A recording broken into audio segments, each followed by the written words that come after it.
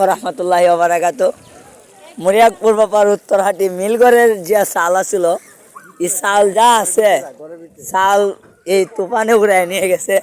এই যে চাল দেখাই, এই যে আমাদের এনে চাল, এই যে মিলগড়, এটা হলো সমিনগল, এটা হলো হারুন চাষার মিলগড়। এই যে এনে যে চালটা, চাল নাই, তুফানে উড়ায় নিয়ে গেছে। এখন সবাই চাল দেখতেছে। আর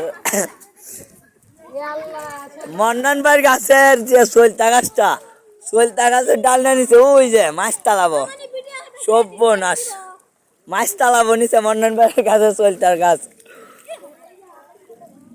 সবাই চায় চায় দেখতেছে, কেউ কষ্ট লাগতেছে, কেউ আবার আসতেছে।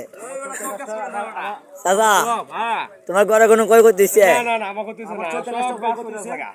তোমার সলতা গাছে ক্ষতি হয়েছে, এটা কইতাছি দাদা। সলতা গাছের আগা পর্যন্ত একবারে বইরা গেছে গা। আমাদের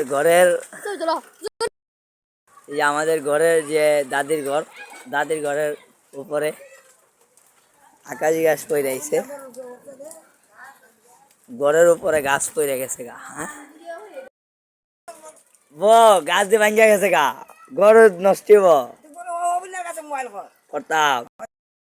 আমাদের মাদ্রাসা রোডের যে আকাশি গাছটাও পইরা গেছে গা। দুঃখের বিষয়, আমরা এনে ডেলাইন দিতাম, সব পোলাপান এটার ছায়া খাইতাম, খুব ভালো লাগতো রোদের ভিতরে। এখন আমাদের মাদ্রাসার গাছ সব